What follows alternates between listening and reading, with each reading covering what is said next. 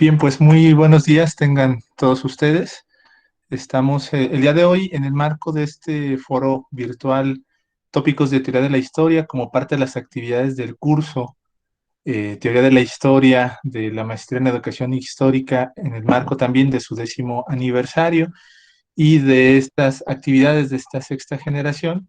Pues damos la más cordial bienvenida a esta primera sesión magistral que nos dará cuenta el doctorante José Juan Espinosa Zúñiga.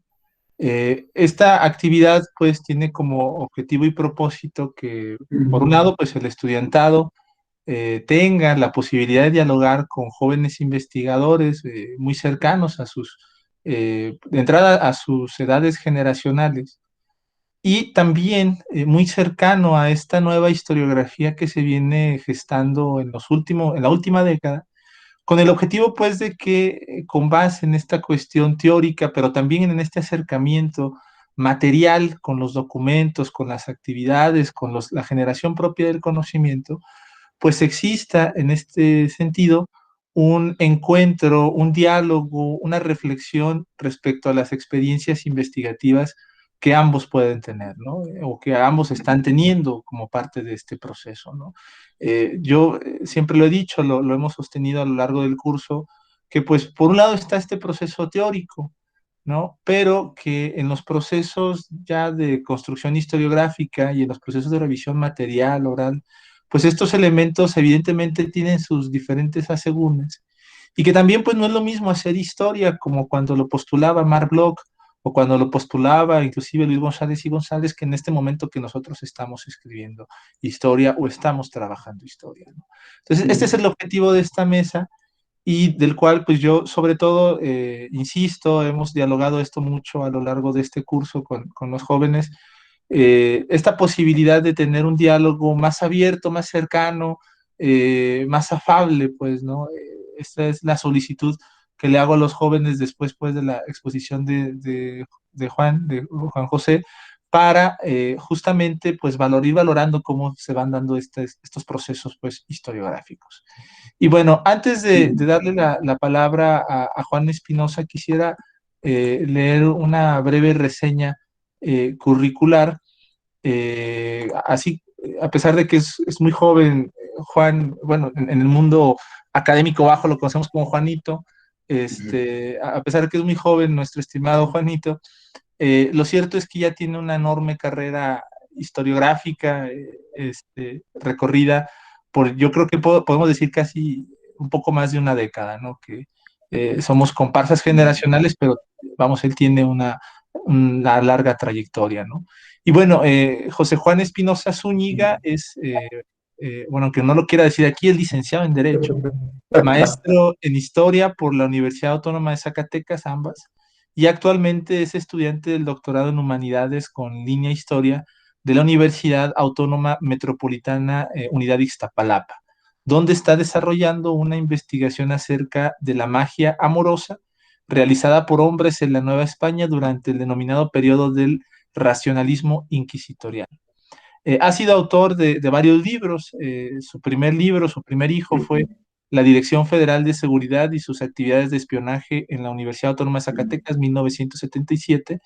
Y recientemente ha salido a la luz el libro derivado de su tesis de maestría, Magia, Amor y Sexo, Hechicería Femenina en Zacatecas, 1615-1650. Como vemos, José Juan Espinosa tiene una larga trayectoria y ha trabajado con historia contemporánea y también con historia novohispana, ¿no? Que procesos desde un punto de vista jurídico, ¿no?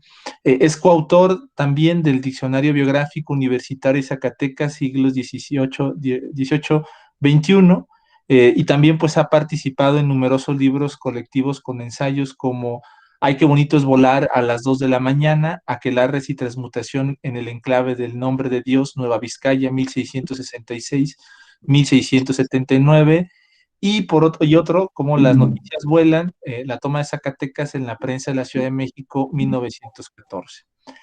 También ha publicado diversos artículos en revistas especializadas de historia, entre los que destaca el titulado Juventud, Divino Placer, el proceso inquisitorial contra Fray Feliciano Manuel Rincón, 1789. Y pues, además de esta breve reseña curricular, José Juan Espinosa tiene una amplia trayectoria desde mi punto de vista con la revisión de documentos desde siglo XVI hasta siglo XX. Por mucho tiempo fue becario del doctor José Enciso Contreras y eso pues le permitió trabajar y revisar con una serie de puntos, fuentes documentales muy amplias respecto a estos procesos de revisión. Y sin más, pues le damos la palabra a José Juan para que nos hable de este tópico de historia, teoría y documentos, y enfáticamente, como él ha denominado ya para esta charla, historia, teoría y documentos de la Inquisición española. Muchísimas gracias, muy buenos días y pues adelante, José Juan. Pues muchas gracias, Salvador, por esa introducción. Qué raro se escucha que hablen sobre uno, ¿no? Cuando se leen estas reseñas, ¿no? Y uno darse cuenta, pues, que sí ha estado picando piedra por diferentes áreas de la historia. Es una sensación bastante curiosa. Bueno, no quisiera iniciar a hablar sobre lo que nos ha convocado hoy, sin agradecerte primero a ti, al camp también, por la invitación. Muchas gracias, estoy muy agradecido, creo que es una gran oportunidad, pues el poder hablar con estudiantes de historia que están en miras, pues, de convertirse en historiadores, y estoy seguro con esos grandes maestros que tienen, pues, van a ser todo un éxito, en esta noble y hermosa carrera. También felicitarlos por este 10º aniversario, pues, de la maestría. Enhorabuena y que vengan muchos éxitos más, ¿no? Bueno, básicamente les comento, voy a hablar, he decidido hablar en 3 bloques sobre para exponer mi tópico. En uno voy a hablar sobre teoría de la historia, historiografía inquisitorial, para ser más precisos, historiografía de la Inquisición española, más, porque todavía se puede delimitar un tanto más. En otro apartado, en otro bloque, voy a hablarles sobre los archivos, sobre los documentos inquisitoriales, sobre algunos de los, digamos, retos que se nos presentan cuando vamos a un archivo de la Inquisición. Voy a hacer también por ahí algunas comparaciones, la diferencia de trabajar siglo XX, y más documentos que, bueno, fueron censurados por el propio Estado, ¿no? Una agencia de espionaje, imagínense.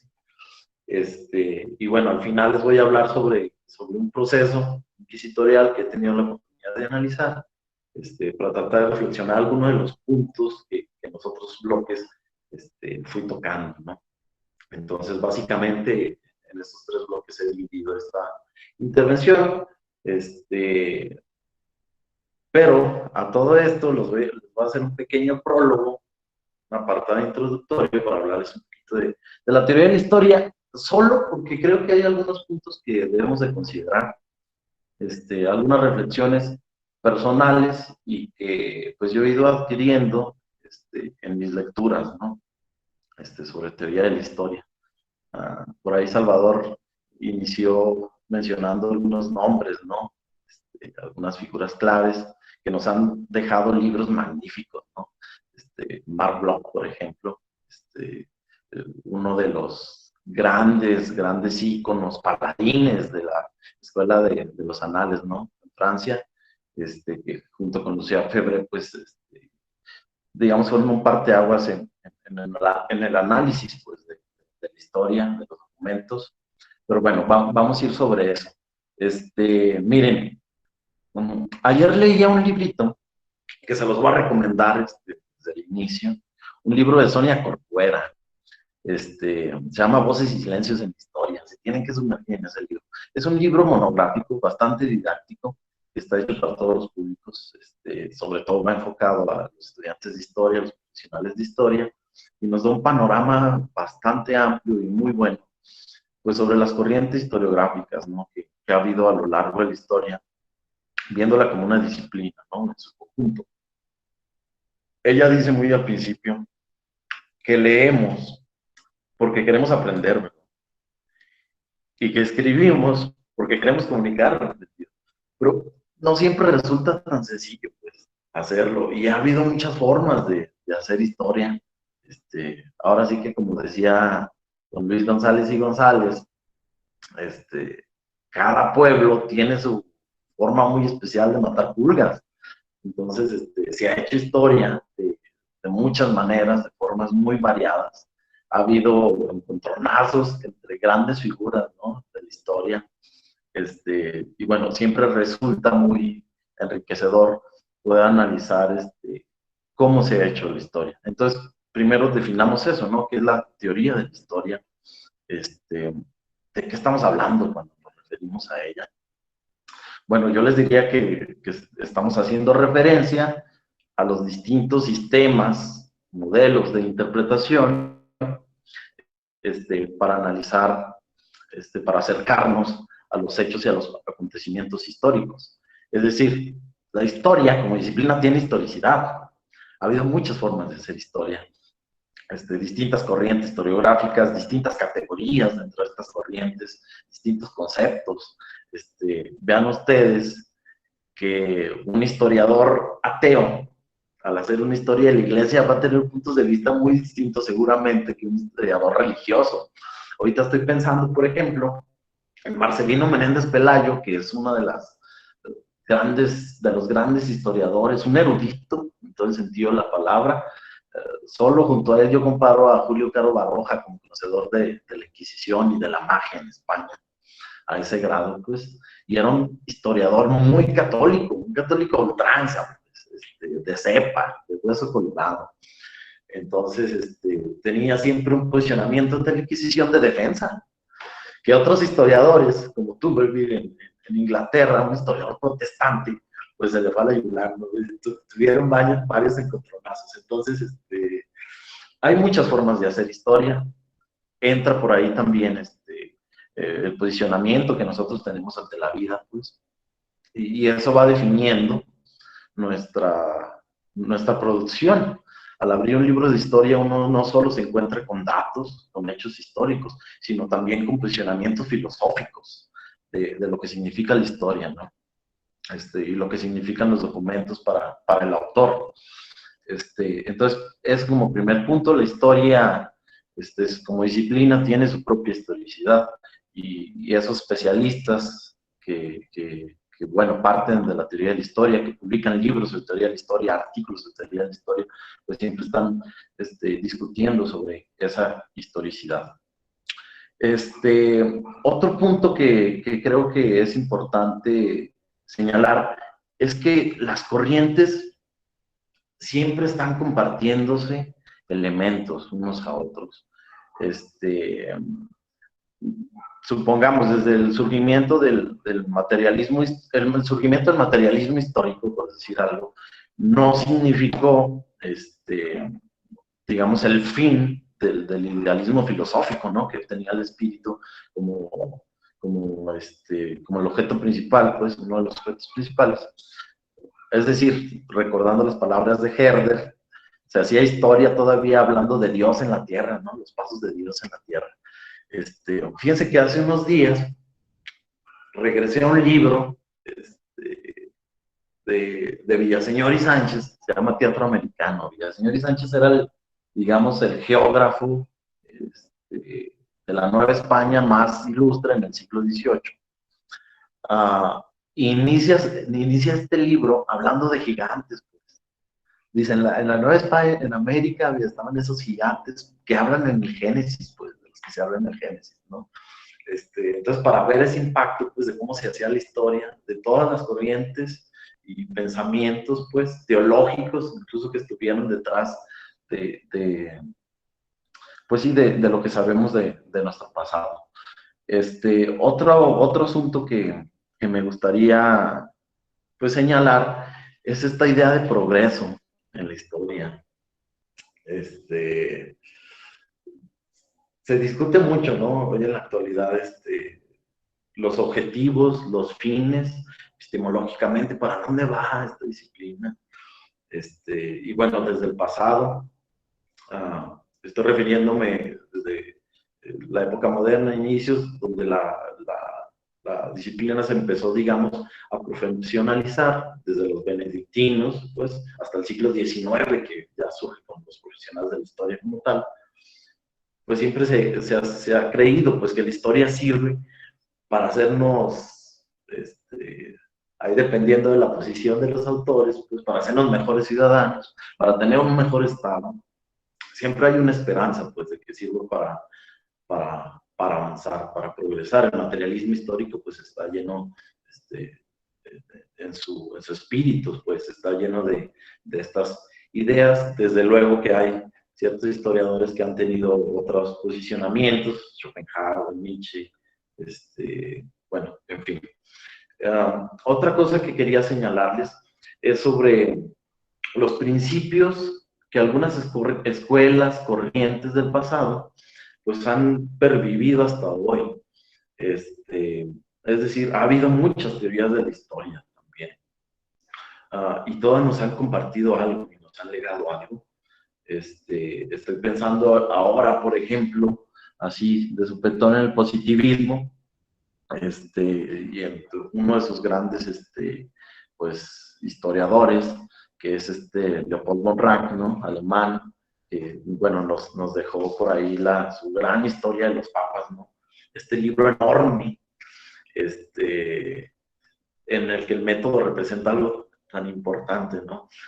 Partiendo de Humboldt, dice, bueno, entre más descripción haya, hay más explicación. Entonces teníamos unos bloques de este tamaño en los que nos cuentan las mil cosas que están sucediendo, ¿no? En aquel momento. Esta cuestión de la descripción pues sigue todavía hoy en día y muchos lo tenemos como algo que hay que tener en consideración, ¿no? Y a lo que siempre estamos recurriendo. Otra cosa es este posicionamiento de Rank, que les quería mencionar también, sobre la veracidad, sobre la verdad. Él creía que la verdad estaba en los documentos, que el historiador no tenía que hacer mucho, simplemente presentar los datos, el documento no miente. Pues. Por eso lo criticaron tanto, ¿no? La escuela de los anales, los historiadores franceses, porque veían muy necesario la participación del historiador y pues hacer una crítica de fuentes, ¿no? Es necesario el historiador, yo también coincido. Pero querámoslo o no, siempre estamos separando datos primarios y secundarios, de aquellos que fueron testigos oculares, por ejemplo. No hay nada mejor, digamos, que un diario, ¿no? Que un diario del protagonista en un acontecimiento. Luego ya vienen otras fuentes como las secundarias, gente que fue contemporánea. Quería nada más establecer estos puntos, pues, para pasar a lo siguiente. Yo sé que ustedes han tenido conversaciones, las van a tener. Por ahí tuve la oportunidad de escuchar esta mesa redonda muy interesante sobre Nietzsche, y ver lo variado de la mesa que lo enriqueció muchísimo, ¿no? Gente de letras, de educación, pues, y bueno, fue una gran exposición. Y sé que han visto a Vico, que van a estar viendo a distintos historiadores. Entonces, bueno, vamos a entrar ahora sí al primer bloque que les había preparado, que tiene que ver con la historiografía inquisitorial y cómo la producción de los historiadores de la Inquisición siempre ha ido de la mano del desarrollo de la propia teoría de la historia. No se pueden despegar, siempre han ido de la mano. Pero antes de entrar ya de lleno con eso, me gustaría hablarles un poquito sobre la Inquisición española, un par de minutos apenas. Sé que la mayoría de ustedes tienen una idea preconcebida de ella y seguramente muy cercana pues a lo que fue, pero bueno, por si hubiese algún despistado, hablar un poquito porque vamos a hablar sobre ella, ¿no? En las próximas hora y media que tengamos. Entonces, nada más resumirlas de una manera muy simple, trataré de hacerlo. Bueno, la Inquisición española nace en 1478, durante el tiempo de los reyes católicos, de Fernando e Isabel, pero es un tribunal judicial que tiene sus raíces pues en la Edad Media, en el siglo XII. Y su establecimiento desde el principio tuvo, digamos, un trasfondo político y una defensa ideológica de las naciones, ¿no? que estaban surgiendo. En aquel momento, por ejemplo, estoy pensando en los albigenses, en estos grupos, se llamaban albigenses precisamente porque nacen en el pueblo de Albi, ¿no? En Francia, y que la Inquisición los va a considerar como grupos heréticos. Es decir, la Inquisición perseguía a las herejías, precisamente. Que es una herejía? Pues son hechos o creencias contrarias a la fe cristiana. Los reyes españoles, los reyes católicos lo van a hacer de una manera muy similar. Ya no se trata de los cátaros ni albigenses, sino que se van a decidir por establecer la Inquisición en España, pues porque había una amenaza, pues recordemos que son momentos muy álgidos, estaba una reforma pues desarrollándose y se necesitaba unidad política y religiosa de una manera pues brutal, y la Inquisición representó eso para los reyes católicos. Vamos a defender pues nuestras creencias. Hay una inclinación hacia el catolicismo, algunos historiadores ya han trabajado con Rafael Altamira, por ejemplo, todos los problemas políticos y religiosos que hubo en aquel momento. En algún momento fue muy posible que los reyes católicos fueran los reyes protestantes. Entonces, se trató de eso, de la defensa de la fe, en este caso contra los judíos, criptojudíos, mejor dicho, porque no perseguían a los judíos como tal, sino aquellos judíos que se decían cristianos y que en lo privado o en lo público, pues iban a buscar a Moisés y a Alá, ¿verdad? Por eso surge la Inquisición. No solo es el único delito que persigue, desde luego, también perseguían otros, todos de carácter, con un halo religioso, pues, solicitación, bigamia, sodomía durante algún momento, y bueno, desde luego los delitos mágicos, que es, digamos que eran como su estrella, ¿no? La cereza en el pastel, hechicería, brujería, adivinación. El tribunal se estableció rápidamente también en Nueva España. Desde que llegaron los conquistadores, venían algunos religiosos con ellos y se empezaron a realizar labores de inquisición, es decir, de persecución. Tenemos acontecimientos, ¿no?, deleznables todavía. Me estoy refiriendo a lo que le pasó a Zumárraga, pues algo que nunca se pudo perdonar, cuando llegaron a un pueblo y al cacique de Texcoco, por idólatra, pues lo quemó junto a otros miembros de la comunidad. A partir de ahí hubo una gran discusión y se acordó dejar a los indios fuera, los grupos indígenas fuera de la jurisdicción de la Inquisición por ser nuevos en la fe, precisamente. El tribunal va a vivir 3 siglos, básicamente, y va a desaparecer. En mayo de 1820, fíjense, en mayo estamos a 201 años de la desaparición de aquel tribunal, algo que siempre es pues digno de celebrar, ¿no? Ahora sí, ya pasando al desarrollo de la historiografía inquisitorial, pues en estricto sentido, pues hay que primero señalar que esta, como tal, pues surge en el siglo XIX, de la Inquisición española, desde luego, y bueno, así es una de las áreas que los historiadores pues más han recurrido, ¿no? Por lo rica que es su documentación.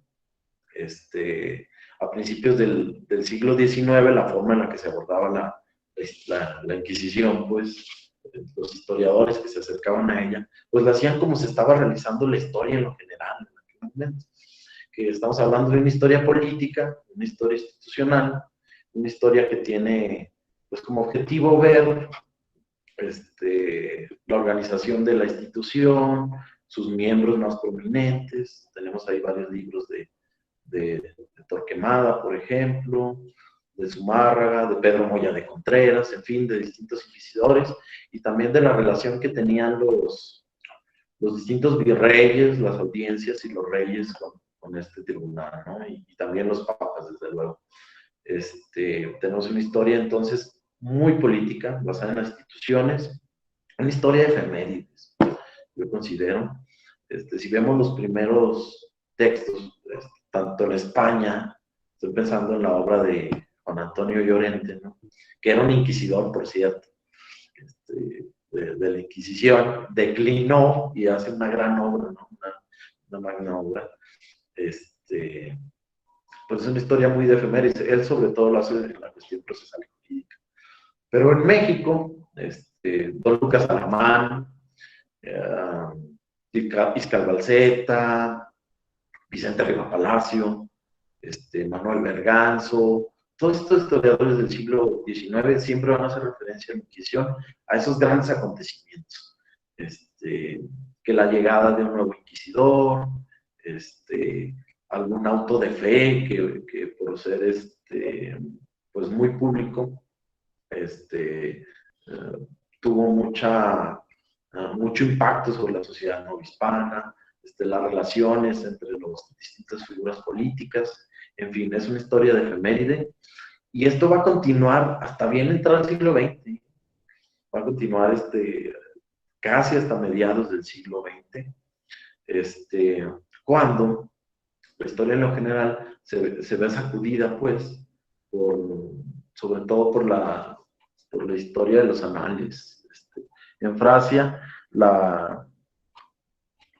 si antes los grandes personajes se equiparaban en la mayoría de la atención, ahora vienen estos grupos subalternos, pues, a levantar la voz, ¿no? Se empiezan a estudiar a las mujeres, a los niños, a estudiar a los pobres, y bueno, en el ámbito de la Inquisición se empiezan a investigar a los acusados, a las acusadas por estos delitos, ¿no? Surge una primera ola de investigaciones este, sobre historia del derecho inquisitorial. Tenemos ahí los trabajos de Pallares, de Luisa Pérez Marchand, en fin, muchos trabajos dedicados a la cuestión jurídica de la Inquisición. Luego se inician las investigaciones sobre algunos delitos en particular, bigamia, solicitación y bueno, la magia que es el área donde yo me he venido especializando durante los últimos años. El primer trabajo lo tenemos hasta 1946, ya referente específicamente a la magia. Es un trabajo de Julio Jiménez Rueda, que era el entonces director del Archivo General de la Nación, y bueno, tenía acceso directo al Fondo Riva Palacio, es como se le conocía en aquel momento al Fondo de Inquisición, y va a crear una gran obra, ¿no? Digamos que quiso imitar la obra que hizo Marcelino Menéndez Pelayo para España, los heterodoxos en España,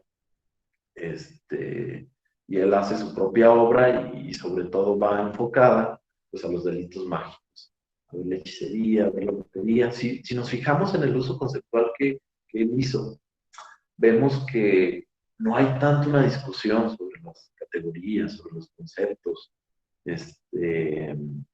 Por ejemplo, equipara mucho la hechicería con la brujería. La considera que tiene el mismo fruto, ¿no? Que es el diablo, pues. La antropología y los estudios pues, nos han mostrado que sí había una gran diferencia, en tanto que la hechicería pues trataba de modificar o se aprovechaba digamos, del espíritu mágico que poseían las piedras, los ríos, las plantas. Hay magia en la naturaleza, pues, y el mago solo la utiliza. Pues. La brujería sí considera que hay un apadrinamiento del diablo, ¿no? Detrás de ella.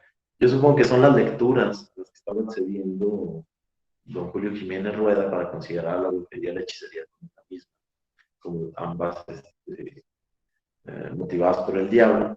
Estaba leyendo a Pedro Ciruelo, entonces don Pedro veía al chamuco en todas partes y bueno, fue algo que le terminó transmitiendo también a don Julio.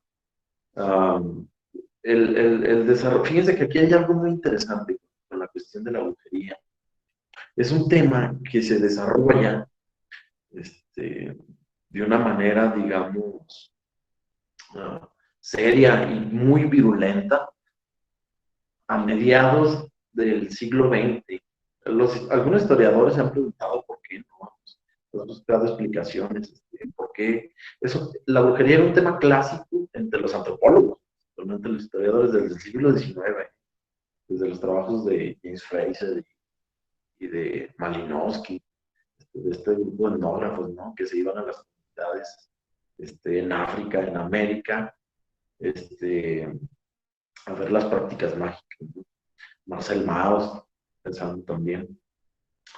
Pero en el siglo XX, a mediados, hay un gran desarrollo, una explosión de la brujería. Por ejemplo, Carlo Gisborne, en su historia nocturna, pues ha dicho, ¿por qué? Porque hay este desarrollo de la brujería, porque está analizando. Él llega a una conclusión. Dice, bueno, la sociedad capitalista no ha brillado mucho que hagamos eso, porque no solo al investigador, que, que ha volteado a ver todos estos grupos subalternos que han sido dañados por el capitalismo, sino que las personas que recurren a la magia casi siempre tienen problemas cotidianos causados desde la pobreza hasta problemas médicos, disfunciones en el hogar, pues. Y la magia es eso, es la transformación de nuestra realidad cotidiana, ¿no? Se recurre a la magia para sanar enfermedades, lo han hecho desde siempre. Se recurre a la magia para enamorar, se recurre a la magia para, digamos, vencer a la pobreza. Entonces, ahí está por ahí una conclusión. Michel Yade dice que es inevitable que regresamos a las cuestiones mágicas cada 30 o 40 años. Y por ahí él menciona varios ejemplos, ¿no? A lo largo de la historia, cómo ha sucedido esto desde la literatura, desde luego. Tenemos entonces una historia de la magia en desarrollo, un trepidante desarrollo a partir de la década de los 50. La historia de las mujeres va a ser otra cuestión clave y elemental, pues. Hay un gran desarrollo de las investigaciones sobre mujeres desde la segunda generación de Escuela de los Anales. Georges Duby, Perrot, hay bastantes investigaciones sobre las mujeres. Y bueno, en México no va a ser la excepción.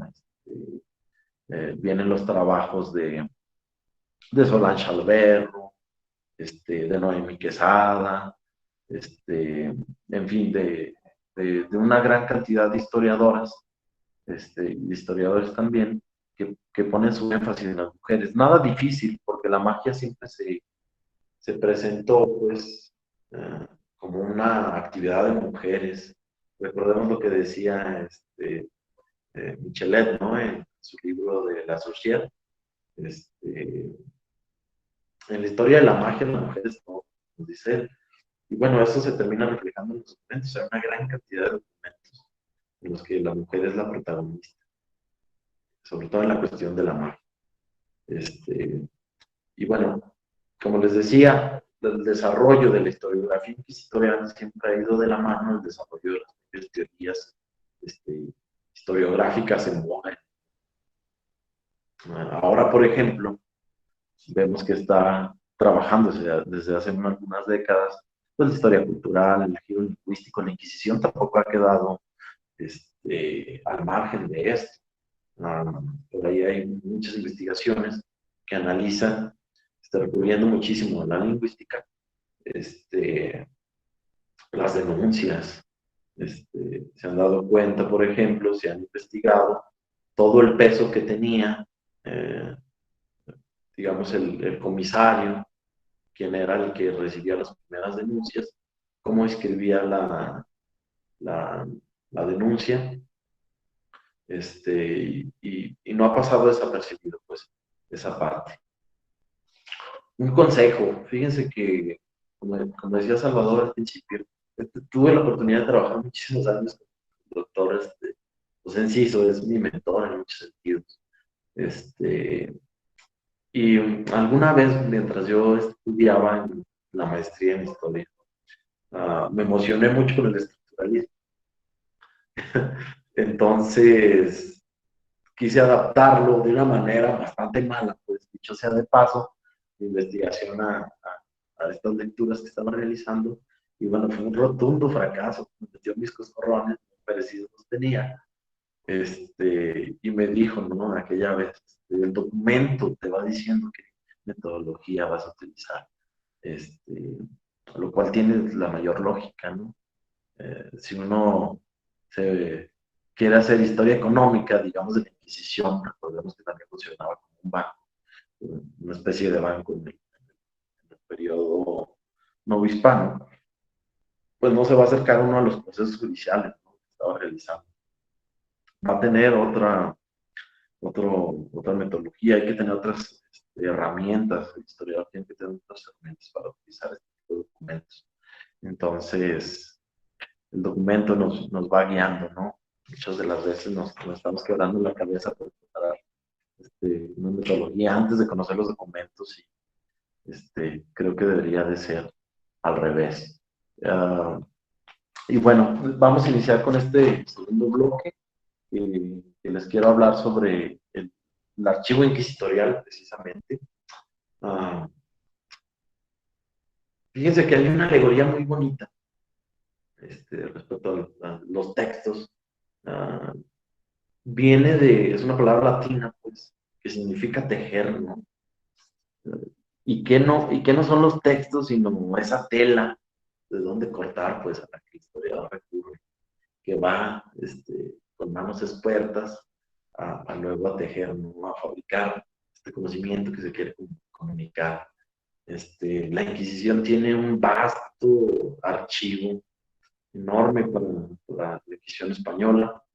Lamentablemente, los documentos de la Inquisición de Cartagena, que era uno de los tres tribunales españoles, bueno, en América, el otro era Lima y el otro era España, se perdió, pero los documentos en Lima, los documentos aquí en Nueva España, sobre todo en México, son vastos. Siempre ha sido un tema de los más taquilleros. Uno va a cualquier archivo, pues, te tienen por acá siglo XX, siglo XIX, tiene Inquisición y está repleto de historiadores siempre. Bueno, ¿por qué? Porque tiene muchos beneficios, nos otorga muchas cosas. Sobre todo nos habla mucho sobre vida cotidiana, sobre cómo vivían estos acusados. Sabemos, a grandes rasgos, les voy a contar más o menos cómo es la estructura de una denuncia de Inquisición. Tenemos nombres, bueno, el lugar donde se presenta la denuncia, fecha, desde luego, el comisario que la está levantando, el notario que la está levantando, la persona acusada. Sabemos la categoría a la que pertenece, si es español, si es mulato, si es negro. Sabemos su edad, sabemos el nombre de su pareja, sabemos, es una narración, digamos, de los acontecimientos. Ahorita se me ocurre uno que sucedió en Zacatecas, de 1624, se acusa a María de Ledesma, la va a acusar a su esposo, porque lo estaba embrujando, le ponían la comida, polvos de cabeza de sopilote, lo quería matar. Tenemos todo ese tipo digamos, de narraciones, ¿no? Problemas familiares.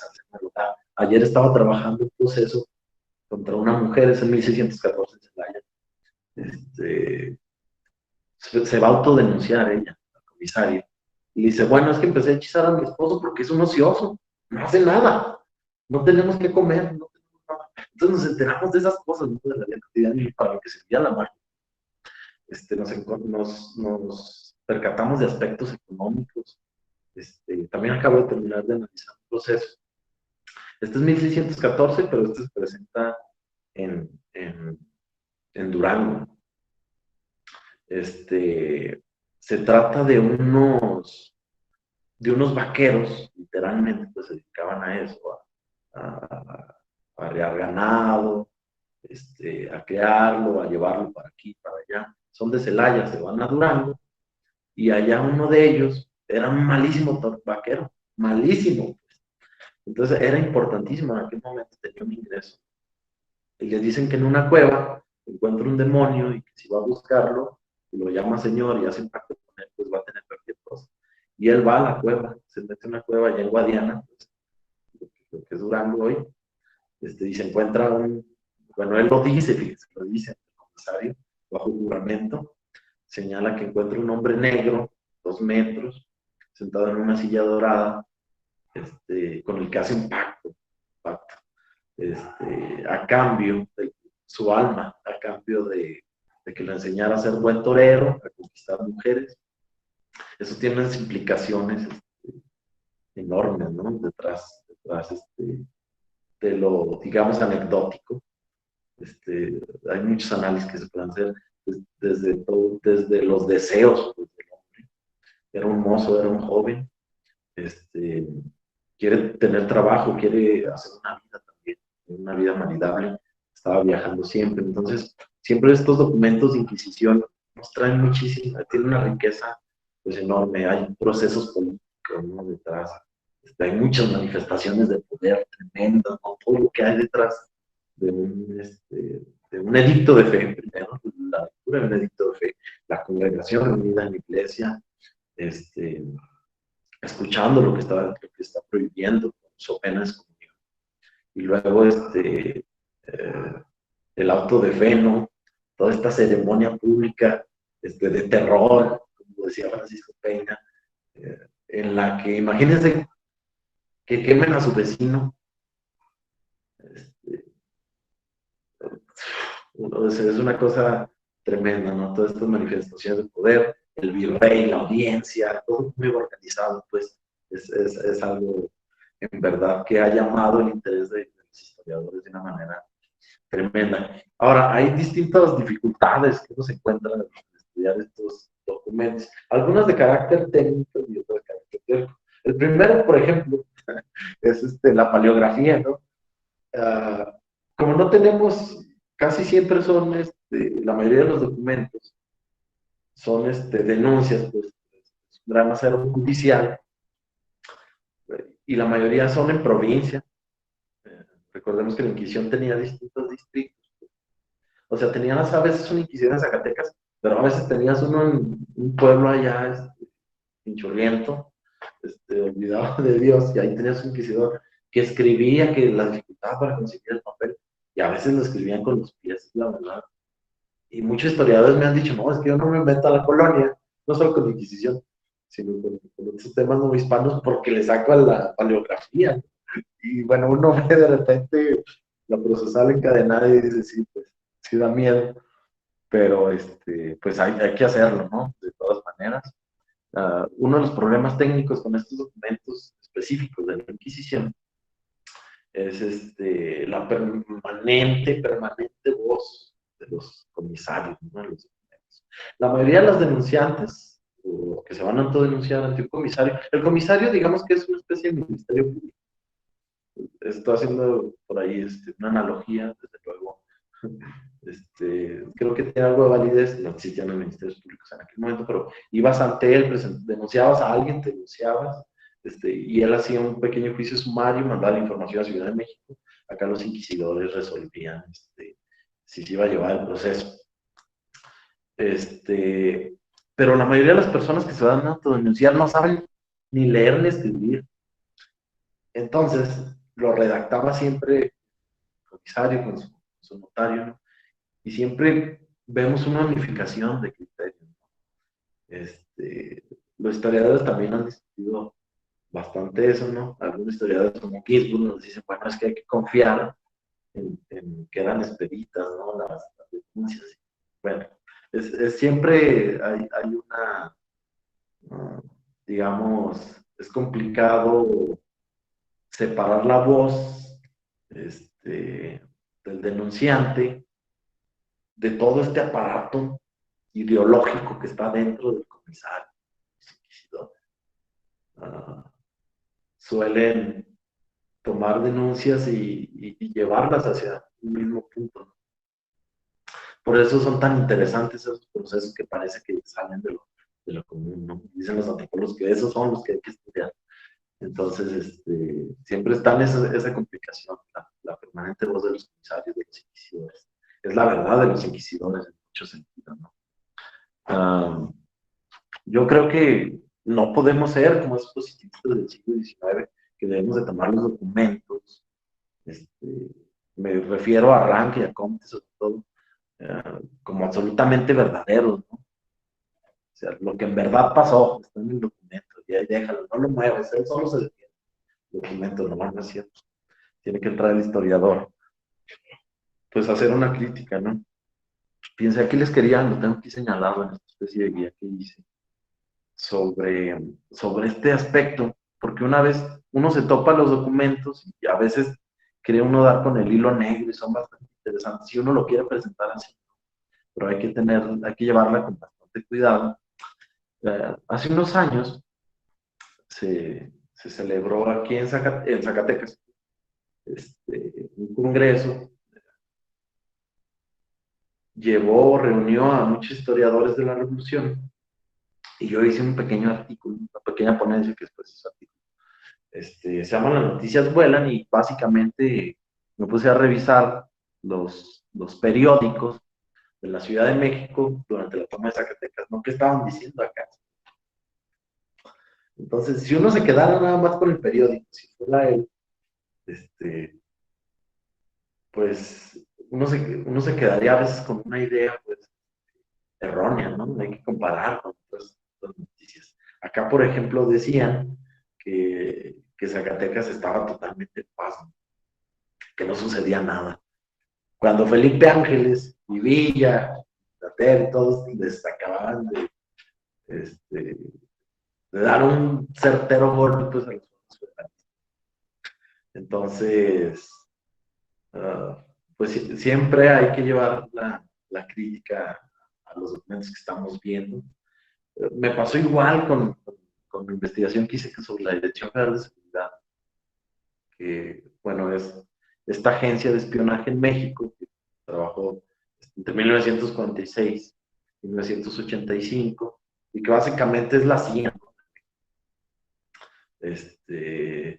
Y que realizó una labor de espionaje en Zacatecas, acá de los 70, 1977, usted recordará aquí un conflicto universitario ahí entre algunas tendencias que veían toda la universidad para distintos rumos.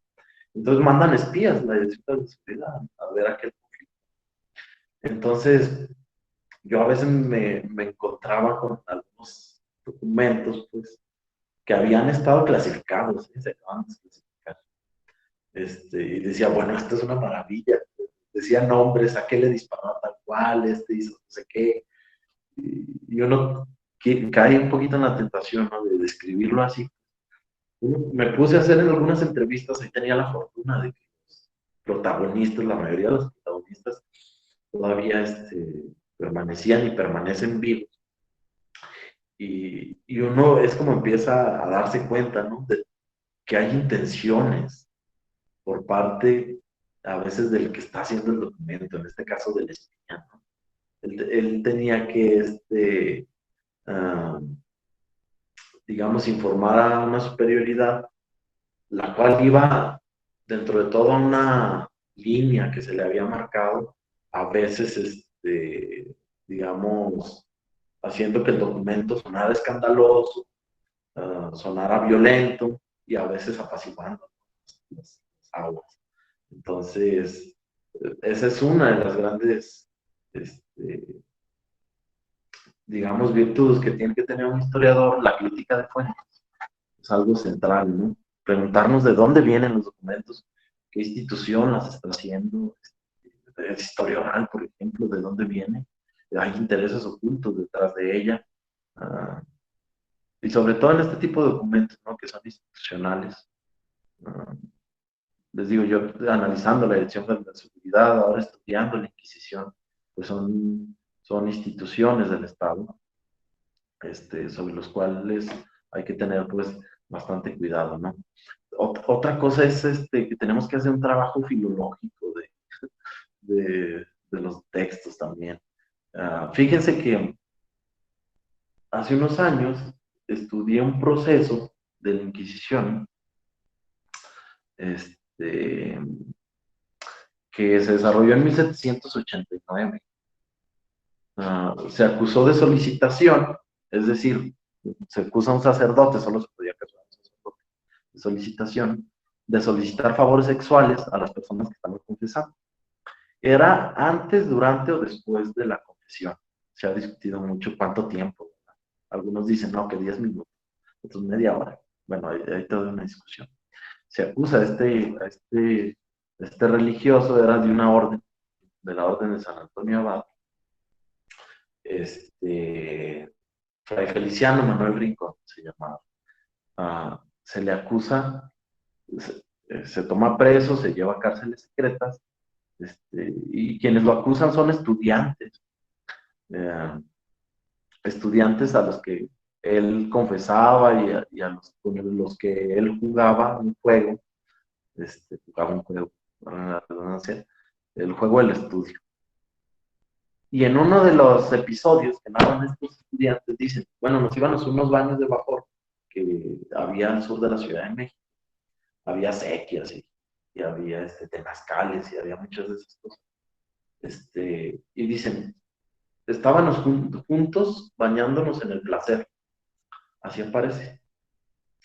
Desnudos, ¿verdad? Con niños, imagínense. Entonces yo dije, bueno, en el placer supongo que estaría. Pues sí, me fui rápidamente hacia Chapultepec. Y resulta que investigando un poquito, a todos los baños de vapor en aquel momento se les llamaba placer. Entonces estuve por ahí a un paso de meter la pata, ¿no? Y él me dio por otro lado también, empezar a sacar conclusiones. Por ahí, con la ayuda también de un historiador de aquellos momentos, me dijo, oye, es que chécate esto porque se me hace que voy por allá, ¿no? Entonces, pues sí, hay que revisar el lenguaje también. Tenemos que comprender, encontrarle sentido a lo que nos encontramos en los documentos, no solo de la Inquisición, de cualquier tema que estemos trabajando. Y la otra cosa también es la verificación de criterios que tenemos que hacer con nuestras fuentes. Termina con el caso, Juan. Sí, doctor, qué gusto que está por aquí. Fíjese que voy a hablarles de en este tercer bloque, precisamente, sobre el proceso contra Feliciano. Y de hecho quería hacerlo, pues, no solo, pues, porque se trata de un caso, digamos que está lleno de episodios bastante interesantes y llenos de morbosidad, hay que decirlo así, sino que es un claro ejemplo, pues, de la ambigüedad conceptual que a veces podemos encontrarnos y de la naturaleza de algunos documentos. Y lo que nos hace reflexionar es, sobre todo, creo que es esta labor y esta obligación que tenemos los historiadores de cuestionarnos. Bueno, les voy a contar un poquito sobre este caso. Hace algunos, el digesto número 16, me parece, el digesto de Zacatecas o 17, se publicó esta investigación que hice como un texto, como un artículo, pues, este proceso contra Feliciano. Déjenme se los cuento a grandes rasgos, nada más déjenme checar cómo vamos de tiempo para ver. Sí, no, vamos bien. Que son las 9. Miren, en 1789 denuncian a este religioso, Feliciano Manuel Rincón. Lo denuncia un niño, Tomás Liz, lo denuncia. Lo denuncia y por cuestiones muy graves. Dice que se reunían en su celda, ustedes recordarán que los frailes, pues, era su habitación, digamos. Los llevaba a la habitación con dulces, con regalos, y ahí jugaban esto que le llamaba el juego del estudio. Este juego del estudio consistía en que se desnudaban.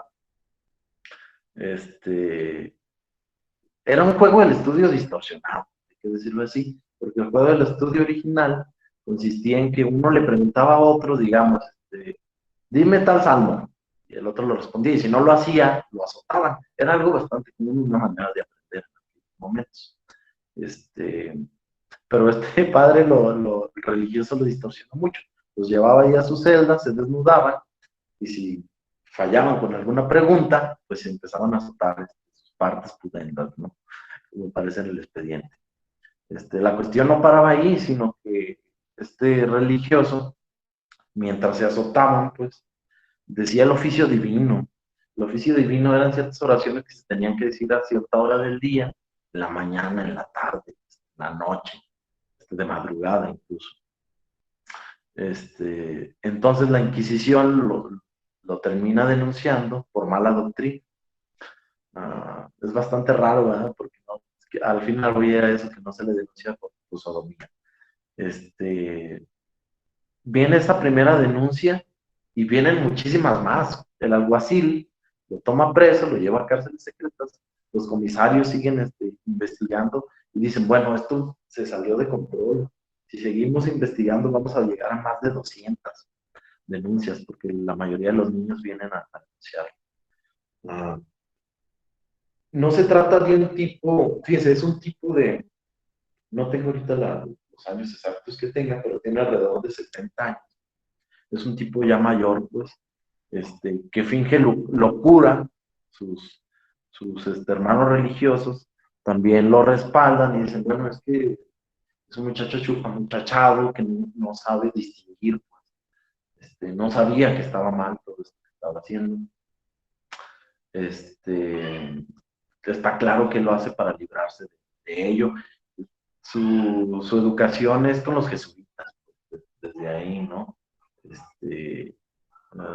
Hace primeras letras aquí en la Nueva España, está en el colegio de San Pedro y San Pablo, luego va a Puebla también a estudiar, pues no puede tomar no puede tomar los hábitos de jesuita ni de franciscano, decide convertirse en antonino, en la orden de San Antonio Abad, que en aquellos momentos se encargaba de realizar curaciones, tenía hospitales, una orden hospitalaria, curaba la lepra.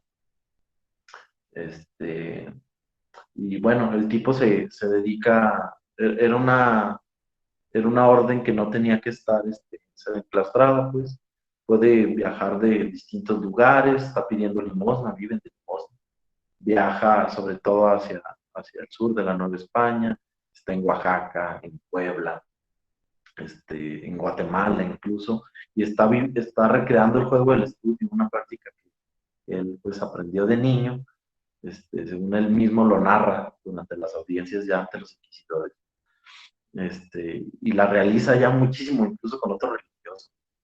En verdad es un proceso muy apasionante. Al final, pues, se le dicta una sentencia a puertas cerradas, desde luego, al ser un religioso.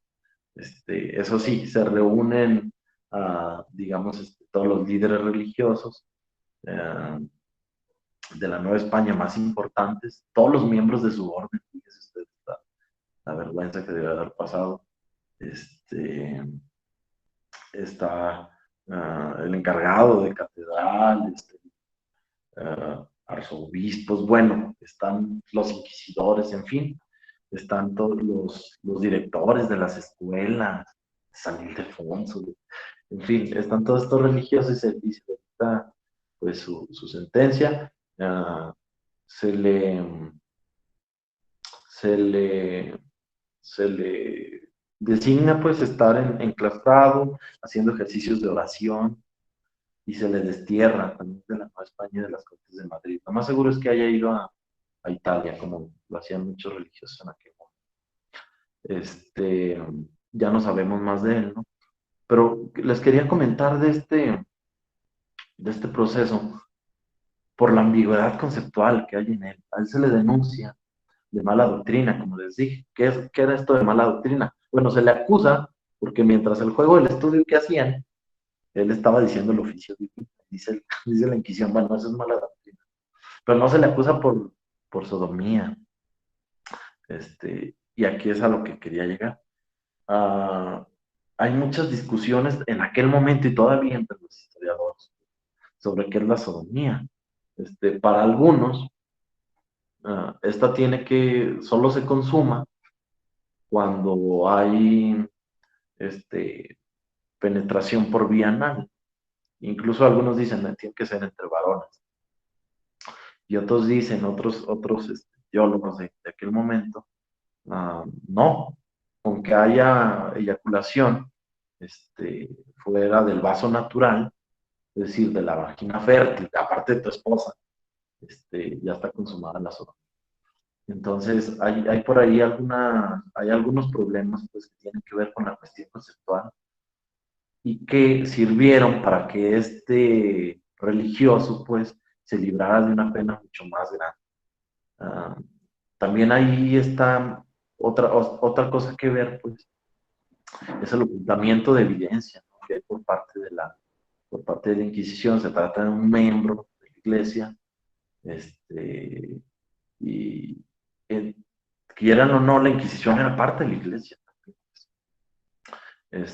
No tenemos el proceso, lamentablemente, de este religioso, sino que tenemos una relación de causa. Es decir, el proceso se perdió, no sabemos dónde se encuentra, tenemos una relación de causa. Una relación de causa es una especie de resumen que hacía el secretario de la Inquisición y mandaba a España, porque en temas graves era la Suprema, que era este Consejo de Inquisidores, pues, que era el órgano mayor, pues, como la Suprema Corte de Justicia, otra analogía, pues, la cual tomaba las decisiones, ¿no? Y solo les llega un resumen, ¿no? Entonces, yo creo que la Inquisición, esto ya es un posicionamiento personal, desapareció ese proceso por lo escabroso, pues, que podía resultar ser.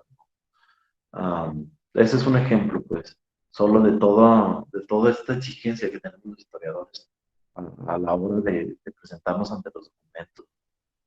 El deber de todo historiador creo que consiste precisamente en eso, en cuestionar las fuentes ante las que nos estamos enfrentando.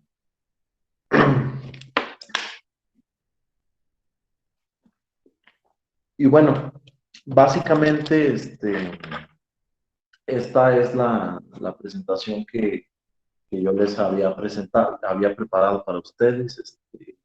La verdad que me llenan de mucho gusto pues poderles hablar de todos estos temas que me apasionan a mí tanto y que ahora estoy trabajando. Espero haberles podido causar algo de duda y hacerlos reflexionar en la medida de lo posible.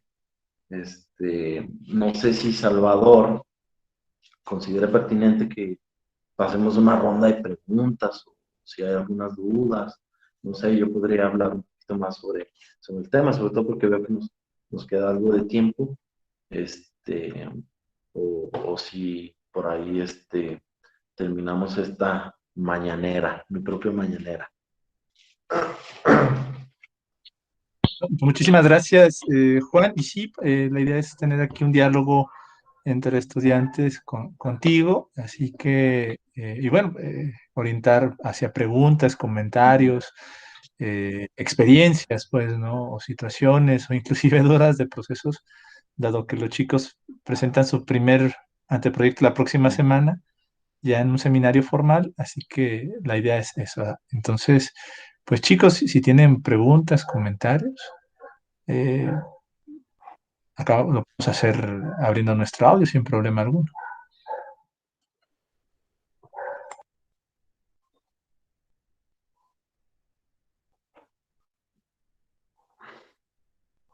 Adelante, Javier, sí, por favor.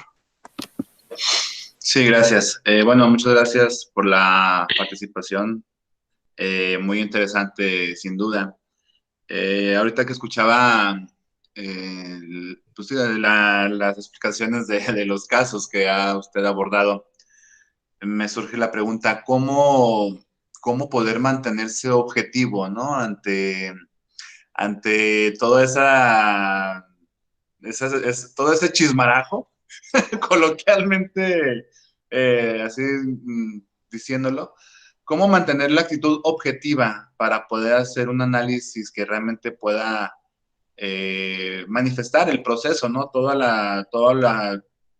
La función de la institución de la Inquisición y todo el protocolo que se llevó en el momento, ¿no? Si bien uno se puede dejar llevar fácilmente por la intriga, las pasiones, el morbo, como usted decía, cómo mantenerse objetivo, uno ya como investigador, ¿no? Porque pues si somos humanos y pues a fin de cuentas y más si nos apasiona la historia, pues nos podemos dejar llevar fácilmente por la emoción, ¿no?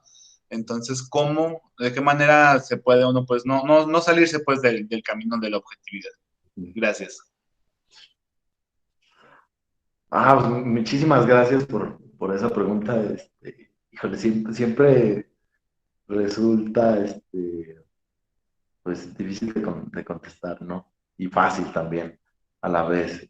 Fíjense que siempre que hablo sobre estos temas, sobre todo sobre magia, algunas personas se me acercan, pues, y me preguntan, ¿pero sí existen las brujas? Sí veían al diablo en realidad. Son personas, ¿verdad? Que están bajo juramento, excomunión, sí, sí. Hace unos años yo leía un trabajo de un antropólogo norteamericano, ¿no? Él se va en una tribu africana, ¿no? Y jura, pues, está en el libro escrito, que ante él desapareció un hombre, un chamán, desapareció. Él, o sea, tiene los pantalones, pues, para un reconocido aparte, para establecerlo. Yo dije, bueno, ¿en qué mundo me estoy metiendo en el que desaparecen personas? Creo que contestaría citando mucho lo que dice Dubin. Aún en la actualidad, científicos, hombres racionales, creen en la existencia de duendes, de brujas, de pozos encantados. Creo que esa esas son respuestas muy, muy personales, pues. Hay algunos que creemos en Dios. Yo soy creyente. Este, Hay algunos que no lo hacen. El historiador puede hacer ambas historias. Puede tomar un posicionamiento en el que diga, bueno, así va. Entonces, la objetividad va a depender mucho del modelo en el que se acerque. Este, los cientificistas, como lo hacían, ¿no? El positivismo que trataba de darnos reglas, querían ser una ciencia, ¿no? Es así, así, así. Hay leyes universales en la historia. Depende mucho yo creo que del posicionamiento del historiador. La objetividad, creo que es algo eh, que no existe como tal, pues no hay una total objetividad. O sea, un solo acontecimiento tiene muchos puntos de vista, incluso en el pasado. Entonces, solo dentro de nuestros propios sistemas hay objetividad, nosotros ponemos los límites, creo yo.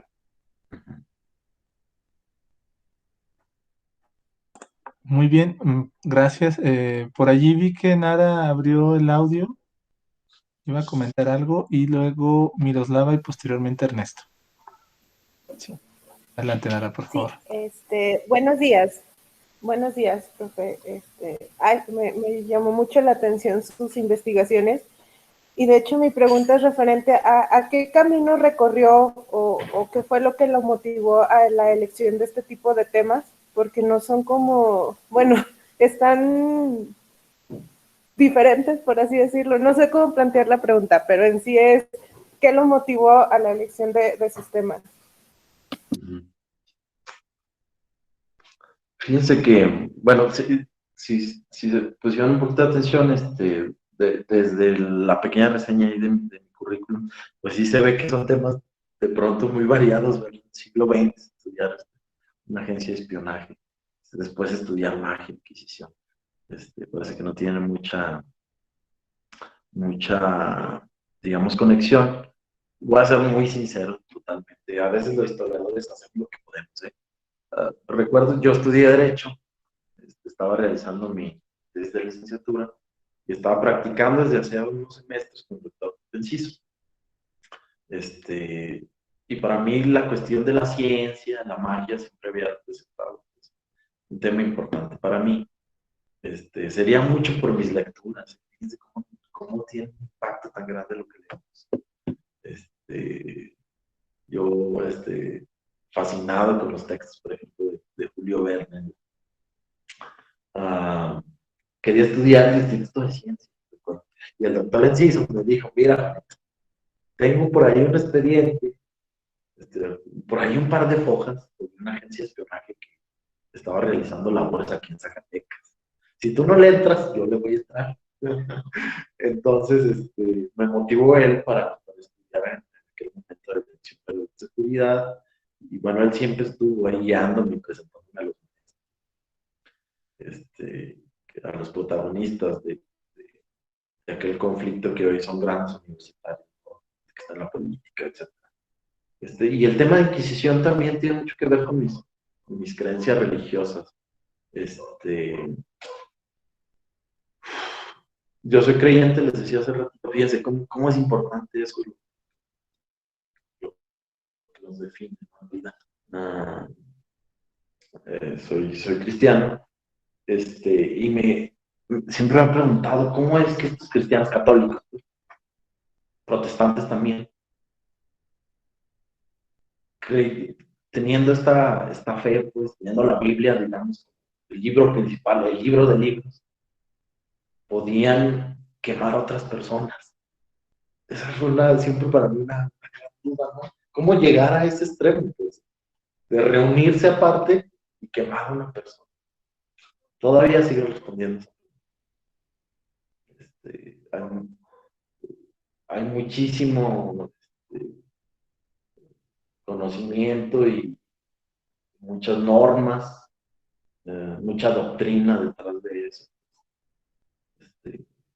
Para que sucediera eso, ¿no? Muchísimas.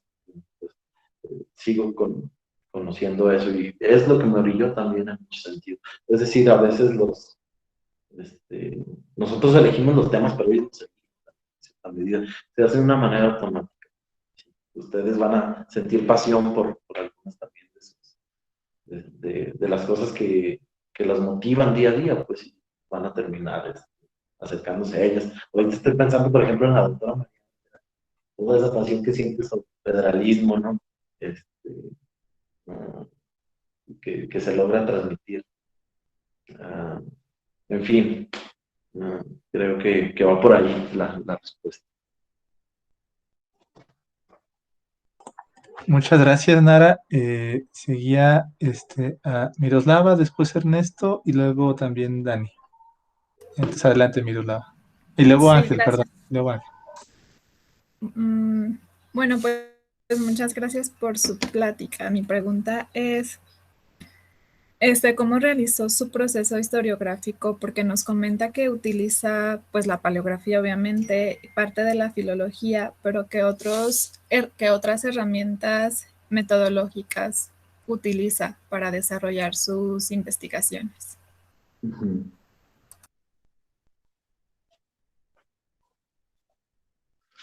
Fíjense que estaba yo en la idea cuando inicié la maestría, soy abogado de formación. Es decir, bueno, a mí me gusta esta metodología, me gusta tal corriente que hace así las cosas, que tiene incluso cierto tipo de narración. Quiero hacer así las cosas, ¿no? Y tuve un revés ahí en la maestría, mi propio mentor pues me los dio los coscorrones, porque a veces los documentos son los que nos van diciendo qué tipo de análisis tenemos que hacer. Tengo amigos que hacen historia económica, por ejemplo, y son maestros en cuestiones como estadística, buenos para las matemáticas, como más ellos.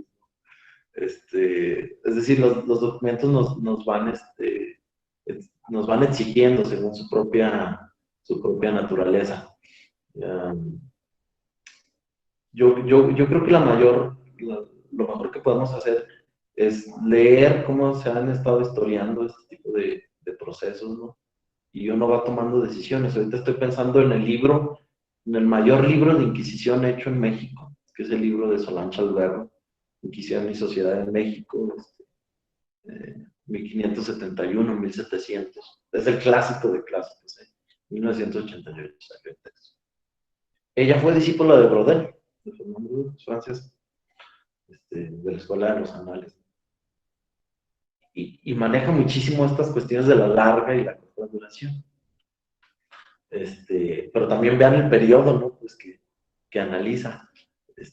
Una vez quiere hacer, por ejemplo, ahorita estoy estudiando 10 años en mi tesis doctoral y pues resulta un poco más complicado, ¿no?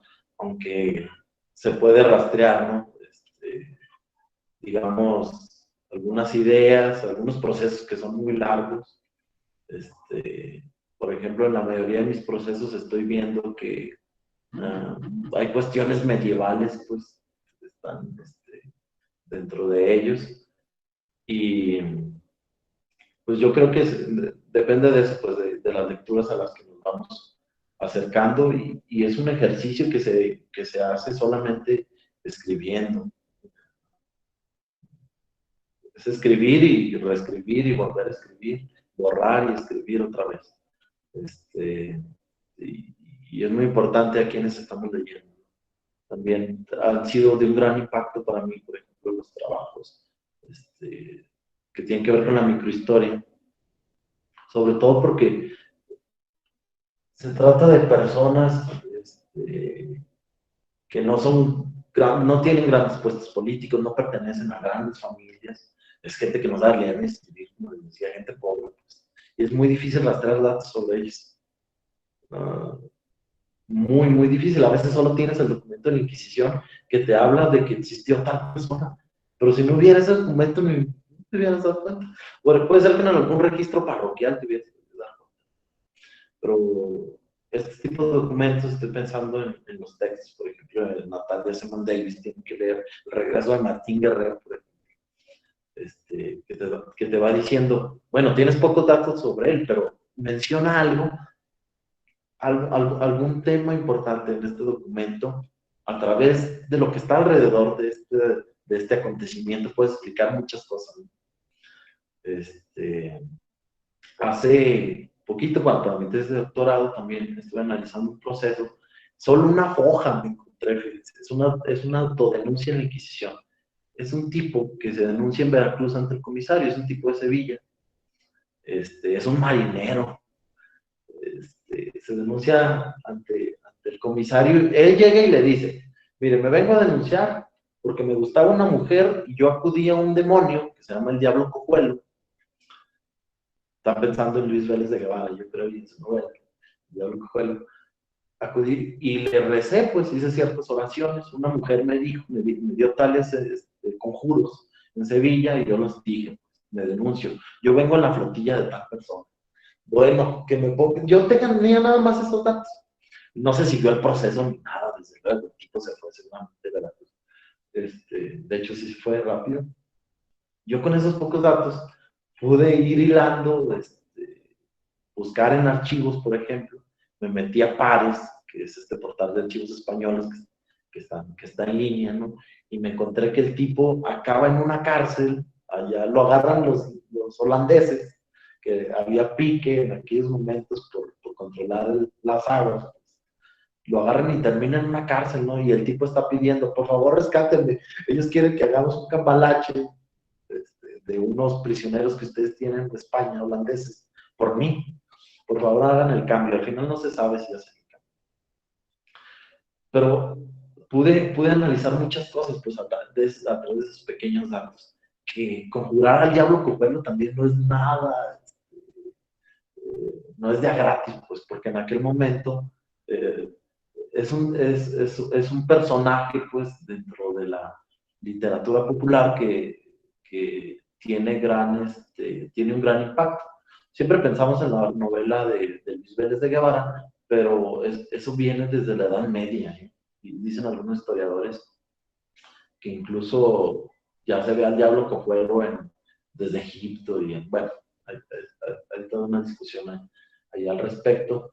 Se trata de el diablo entre todos, el más, digamos, el más menospreciado. Se supone que cuando se expulsa a los ángeles del paraíso, caen todos al infierno y todos caen sobre él, por eso queda todo como molado y cojo, ¿no? Pero este diablo, van a él todas las hechiceras, todas las personas pobres, buscando favores, pues, porque se identifican mucho con él, pues. Y es un diablo más que ser malo, la hace como de picarón, de alcahuete, está reuniendo parejas. Entonces, pues, hay muchísimas cosas detrás de eso, ¿no? Y bueno, si les hablara también sobre el conjuro, todo lo que hay detrás de cada palabra, porque está diciendo cada palabra, la entonación. Bueno, hay muchísimas de eso. Entonces, creo que se va fabricando poco a poco, uno va encontrando qué métodos y a qué cosas nos vamos a ir acercando a partir de lo que nos está exigiendo el propio documento. No solo la paleografía, ¿verdad? Que eso es como algo que se tiene que hacer sí o sí, pues. Pero en las cuestiones metodológicas uno va tomando de aquí y de allá, pues. Sí.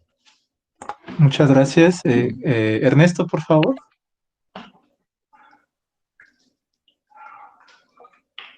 Bien, buenos días, estimado José Juan.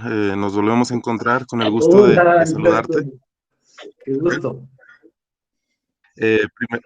Tengo dos preguntas el día de hoy para ti. Espero tu intervención al respecto. La primera va en función de lo que comentaste sobre la historicidad de la misma historia, esa idea de progreso que logras captar y mencionar como característica primordial. ¿A partir de qué momento se presenta esta idea de progreso, y en función, haciendo alusión a, por ejemplo, obras como la de Francis Fukuyama, el fin de la historia?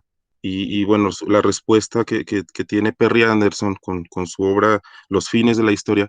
¿Qué opinión tienes al respecto? Y qué corriente historiográfica es la que priva actualmente, que está en boga, en función de estas etapas y esta historicidad que mencionabas, ¿no? ¿Qué es lo que está de moda en cuanto a la escritura de esta disciplina? Sí. Bueno, primero, Ernesto, me da mucho gusto saludarte. Qué gusto y muy interesante lo que nos preguntas. Y es algo complicado. Mira, yo no soy un experto, digamos, como tal, ¿no? ¿Quién se ha leído todos los teóricos de la historia, no? Es muy difícil. Sobre todo porque es una área también, pues, dentro de la disciplina, así como la filosofía de la historia. La historiografía, tenemos posgrados en historiografía, pues, específicamente, ¿no? Pero yo creo, según he estado leyendo últimamente, que desde los primeros años de la época moderna, pues, están estas dudas, ¿no? Se piensa que la ilustración es, digamos, el culmen de las letras, de la historia también, de la filosofía. En fin, retomando griegos y romanos, hemos llegado otra vez, ¿no?, hacia allá. Después van a venir otros historiadores a decir, no es cierto, más pesimistas, ¿verdad? Esto está inacabado, pues. Pero siempre está esta idea de progreso, en que podemos ser, de que conocer el pasado, pues nos conocemos a nosotros mismos, podemos ser mejores. Es una cuestión moral detrás, ¿no? Weber, Hegel, Herder, todos la tienen. Un mejor estado. Podemos llegar, bueno, no se diga el materialismo histórico, ¿no? Todos los posicionamientos de Marx van para allá, pues. Podemos ser mejores, una superestructura que puede ser mejor. Entonces, yo creo que sigue vigente, ¿no? Esa cuestión. Y eso sobre qué está de moda, yo he visto, pues lo vi desde que estaba en el Colegio de México, y me parece que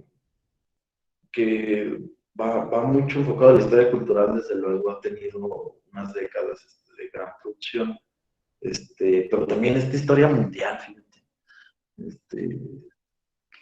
transatlántica, que está viendo no solo grandes periodos de tiempo, sino la influencia de espacios a veces muy lejanos sobre otros. Hay una gran producción historiográfica. Yo muy seguido pues veo congresos que se están desarrollando sobre esta, ¿no? Una revitalización también de la historia de las mentalidades, que no es una historia nueva, pues no es en el siglo XX, desde el siglo XIX ya viene, pues siempre tenemos la idea de que está la historia de las ideas y después vienen las ideas, pero no, pues, ya tenemos, también siento que se está revitalizando actualmente, ¿no? Y bueno, los temas de magia, de Inquisición, siempre están también muy en boga. Tal vez sí tenía razón Michelle Ade, como que dice que pasan ciertos años y hay un boom, ¿no? de la magia otra vez. Veo ahorita todo el cine mágico, ¿no? Pues la mayoría de las series, si te metes a cualquier de estas páginas de películas, tienen muchas la magia, ¿no? Y lo fantástico detrás. Muchísimas. Entonces, bueno, es un tema por ahí que también está siendo muy analizado. Pero bueno, yo me quedaría con eso, ¿verdad? Espero Bien, muchas haber gracias. podido responder un poquito, querido Nando. Muchas gracias. Sin duda, gracias. Dani y luego Ángel, por favor. Dani, por favor. Sí, gracias. Bueno, yo tengo una pregunta y luego una petición. Mi pregunta es, ¿a qué conclusiones ha llegado? O bueno, si es que ha llegado acerca de por qué siempre se le ha relacionado a la mujer con la magia. Y la petición es si nos puede contar uno de los casos, no sé, de magia que le haya impactado, le haya gustado, el que más, el que haya marcado sus investigaciones, no sé. Gracias. Pues muchas gracias por las preguntas. Si analizamos la mayoría de la doctrina demonológica que empieza a surgir a partir del siglo XII y que se va a extender hasta el siglo XVIII, siglo XVII con gran fuerza, los trabajos de Martín del Río. La mujer en efecto, es el centro, pues siempre hay hay un prejuicio, ¿no? Contra ella y en relación a la magia. Yo creo que es una herencia grecorromana. Creo que viene de allá y lo he estado viendo, pues. Y es esa vieja historia de Circe, de Hecate, una magia sexual, dicen algunas historiadoras españolas, cuando se refieren a la mujer. Ella es mágica de por sí, pues. Posee algo que no tiene el hombre. La seducción. Van, para estos argumentos, pues, van a la Biblia, recurren a todas las obras, no solo de literatura, sino también con los griegos, históricas, pues, de carácter histórico. Y yo creo que viene desde allá. Y toda esta doctrina rescata todos estos posicionamientos. Entonces se dice, la mujer es mala por naturaleza, la mujer es más dada a la incredulidad. El martillo de las brujas es todo un compendio, ¿no? Sobre esto. Ahora, también no debemos de caer en el error de irnos al extremo de pensar de que solo la mujer era la que era perseguida, ¿no? También los hombres eran parte de esto, aunque había cierta preeminencia por parte de las mujeres. pero últimamente he estado analizando algunos trabajos, sobre todo para Europa, y en algunas localidades, en algunas jurisdicciones de la Inquisición, incluso los hombres fueron más acusados por magia, y llevados a proceso, a hoguera, más los hombres que las mujeres.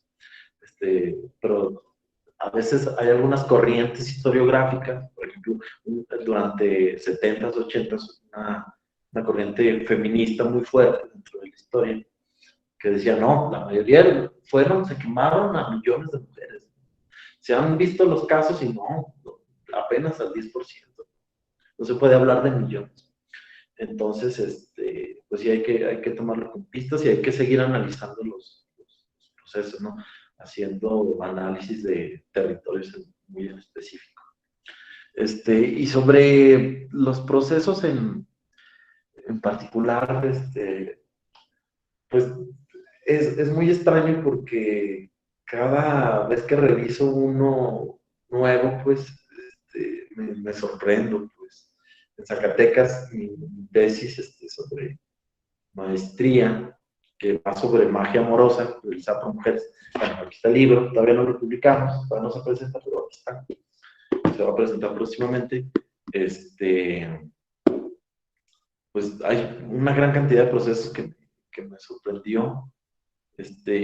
Ahora estoy estudiando la magia que realizaban varones, ya para toda Nueva España, y cada vez me sorprendo más, ¿no? Tal vez uno de mis favoritos sea el del marinero que les contaba, porque teniendo tan poca información, se pudo hilar, pues, se pudo tejer una gran maraña que estaba detrás.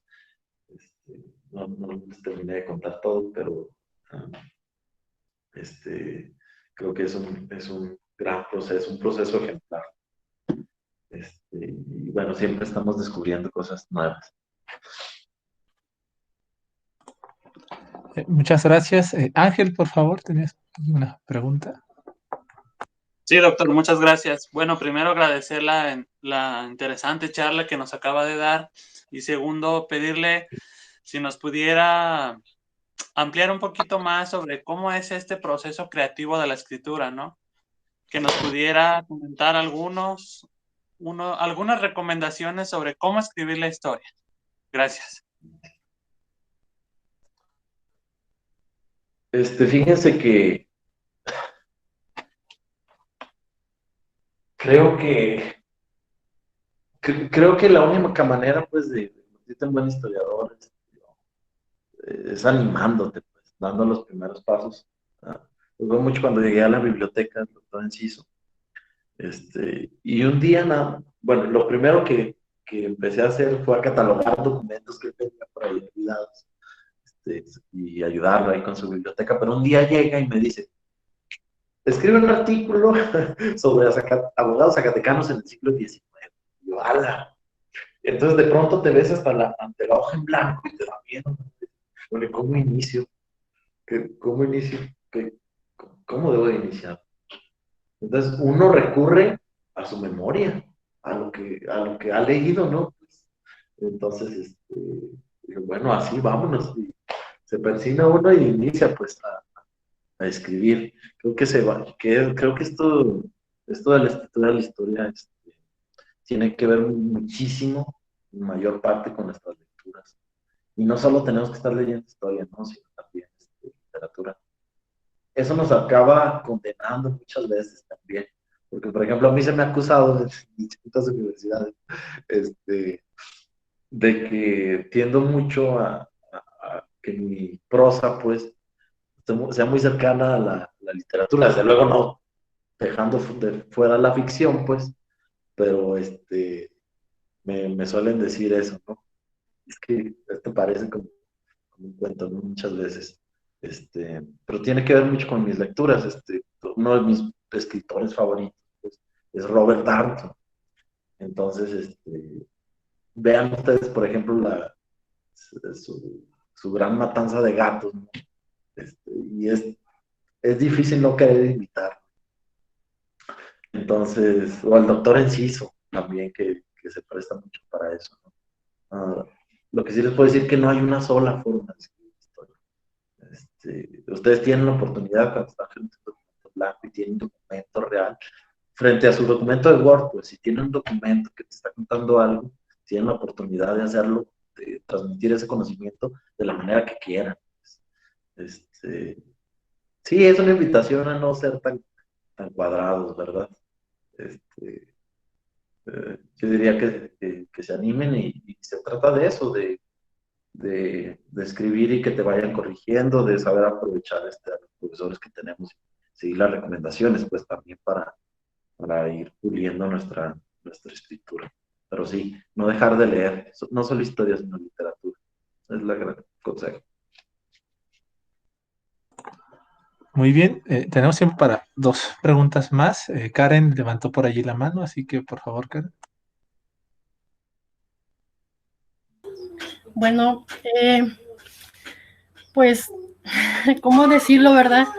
Me emociona mucho este tema y sobre todo porque la emotividad con la que nos da o nos transmite esta información, bueno, a mí me ha generado como que, pues emoción, ¿verdad? Pero aparte de eso, como que se me liberaron las ideas, ¿no?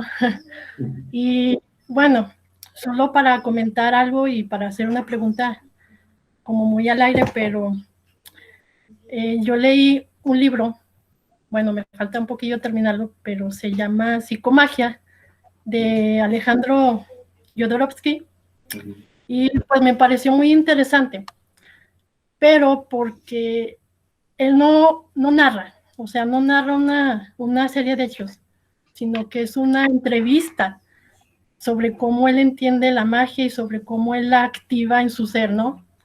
Y me pareció bien interesante que él dialoga y dice que para empezar pues como quien de servicio, porque pues en su infancia, más que nada, él como que lo vio así como que un proceso muy creativo que se desarrolló en él, pero dice que él empezó con la poesía.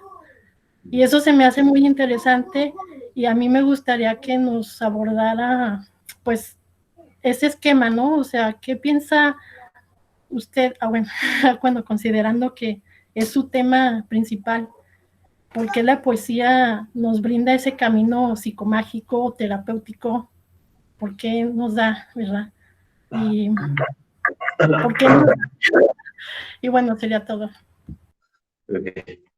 Miren, bueno, primero, muchas gracias, Karen, qué bueno que esté sirviendo de algo estas palabras que estoy por aquí diciéndoles. Te voy a recomendar un libro a ti, y bueno, a todos, pues. Charles Webster se llama el tipo. Se llama De Paracelso a Newton, y habla sobre los inicios de la ciencia moderna, de cómo la magia, pues, se va despegando de la ciencia, ¿no? Y todo un entramado ahí. Siempre ha tenido relación.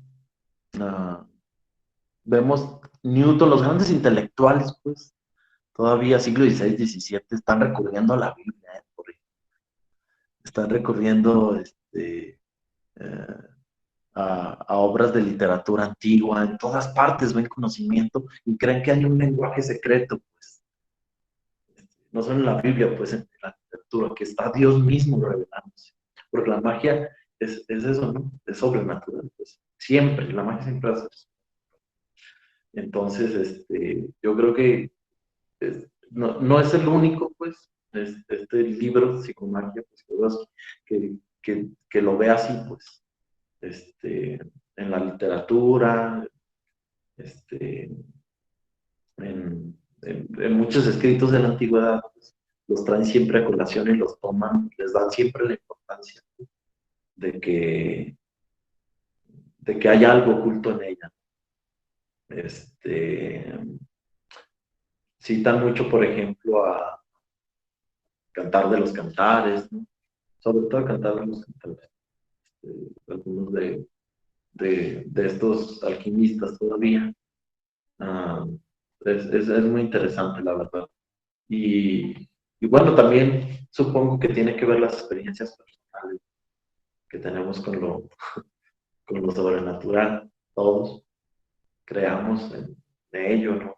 Creamos. ah, cada uno sabe, pues, lo que ha vivido, pues, lo que ha visto, lo que ha oído.